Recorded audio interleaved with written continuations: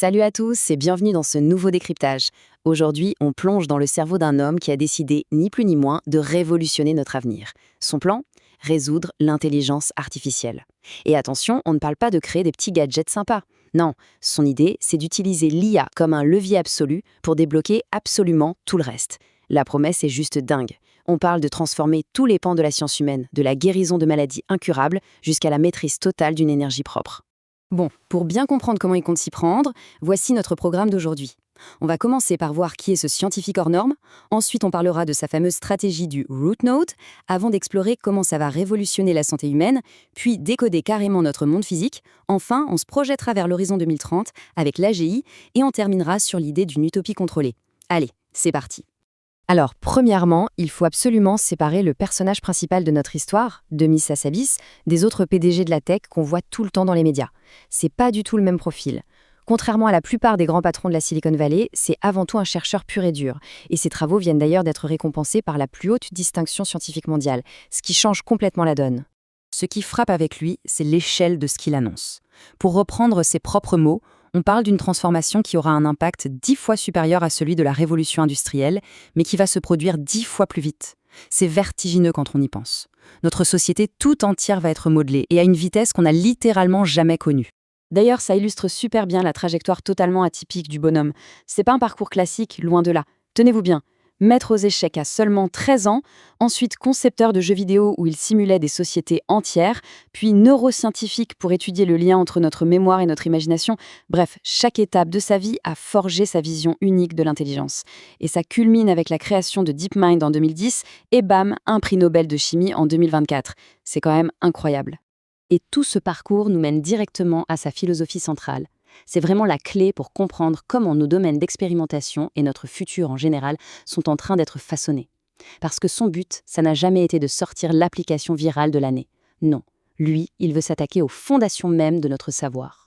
C'est là qu'on arrive à son concept de root node, ou nœud racine.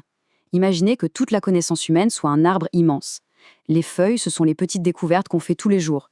Mais tout en bas, au niveau des racines, il y a des verrous scientifiques ultra complexes. Sa stratégie, c'est d'utiliser l'IA pour faire sauter ces verrous-là. Et le truc magique, c'est qu'une fois qu'un nœud racine est résolu, c'est une réaction en chaîne. Ça débloque instantanément des milliers de nouvelles découvertes dans plein de branches différentes.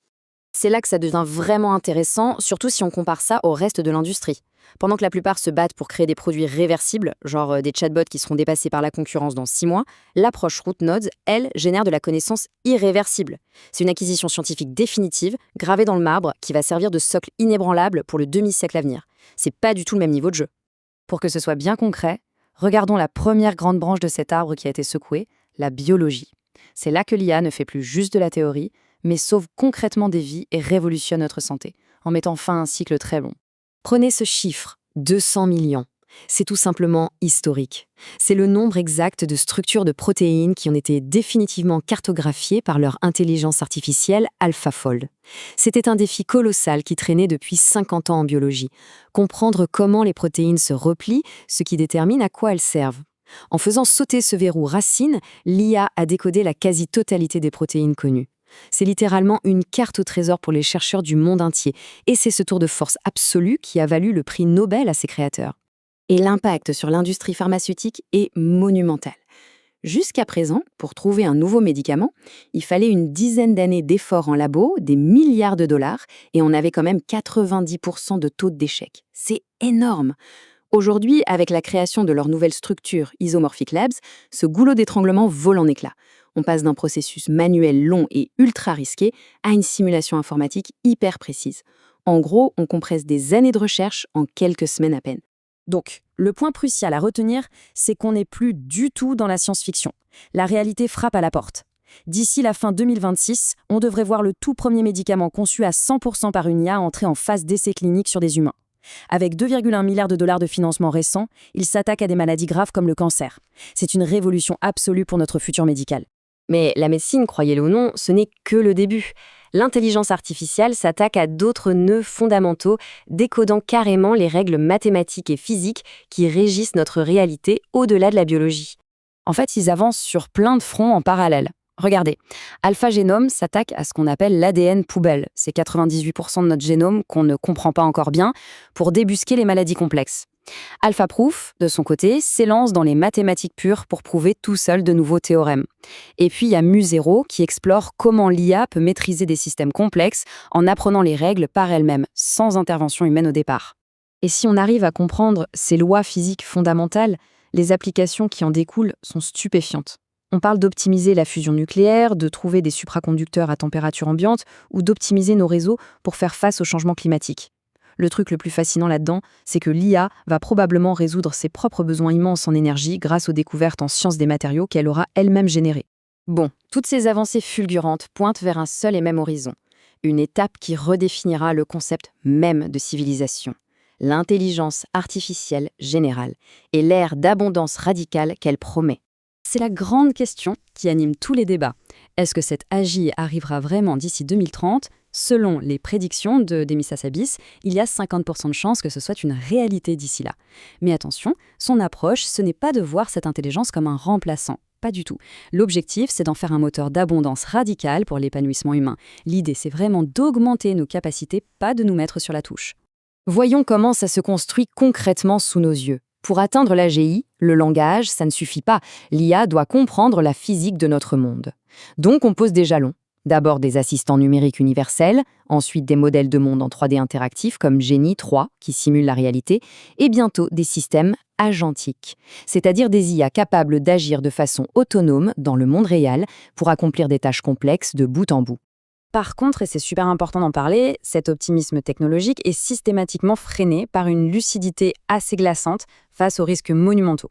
On parle quand même d'une course vers l'intelligence absolue, d'où le besoin vital de ce qu'il appelle un CERN pour l'IA. Le paradoxe est hyper fort. L'un des acteurs les plus avancés de cette révolution avoue publiquement qu'il aurait préféré que tout aille beaucoup moins vite. Au lieu d'une compétition commerciale acharnée, il aurait rêvé d'une approche lente, méthodique, purement scientifique. Un vrai projet collaboratif mondial comme le CERN pour la physique, très loin des pressions du marché. Car il est indispensable d'aborder les risques existentiels et Hassabis alerte très clairement là-dessus. À côté des visions utopiques, il y a la crainte qu'une IA qui accélère la science soit utilisée par de mauvais acteurs pour créer des armes biologiques ou chimiques.